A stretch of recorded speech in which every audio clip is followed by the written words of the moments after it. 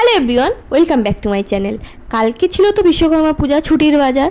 সকালবেলা মোটামুটি দোকান গাড়ি টাড়ি সব কিছু পুজো কমপ্লিট করে নিয়ে বাড়িতে পান্তা ভাতও খেয়েছি। আমাদের বাড়িতে রান্না পুজো নেই, কিন্তু খাওয়ার জন্য মা টুকিটাকি করে, তো সেগুলো খেয়ে দিয়ে নিয়ে। আর কলকাতার রাস্তাগুলো দেখতে পারলে কিছুদিন পরে এগুলো কিন্তু চেনাই যাবে না, অলরেডি তোড়জোড় শুরু। এবছর পুজোর তোড়জোড় যেন একটু বেশিই হচ্ছে সব জায়গায়, তাই না?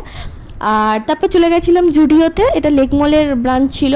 আমাদের কেনাকাটা করার কিন্তু কিছুই নেই, জাস্ট না ঢুকলে মানে একটু ঘুরতে তো হবে এদিক সেদিক। আর ঢুকেছি যখন একটু যাও কিছু মনে হলো যে কেনা উচিত, লোকজন কেমনভাবে তাকাচ্ছে, যেহেতু পুজোর বাজার মানে শুধুমাত্র ঘেঁটে ঘুটে চলে যাব, তাই একটা নিলাম। আর আমাদের পুজোর শপিং প্রায় 3 মাস মতো আগে কমপ্লিট, কারণ পুজোর আগে যেহেতু আমি সময়টা পাই না, আমার পার্লার আছে, সেই কারণে একটু তাড়াতাড়ি করে নেওয়ার চেষ্টা করি।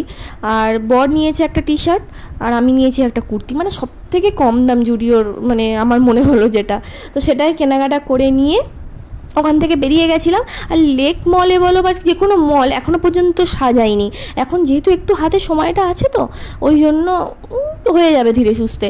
তারপরে বেরিয়েছি যখন, কিছু খেতেও হবে, পান্তা তো কখন হজম হয়ে গেছে।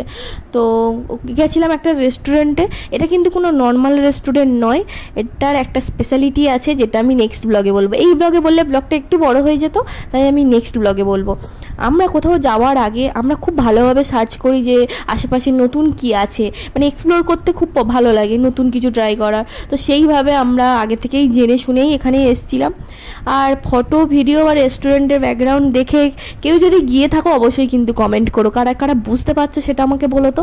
তো এখানে খাওয়া দাওয়া কমপ্লিট করে নিয়েছি। লাস্টে এই মশালা সোডাটা একদম ফালতু ছিল, মানে শুধু লেবু জল নুন ছাড়া যেরকম হয় আর কি।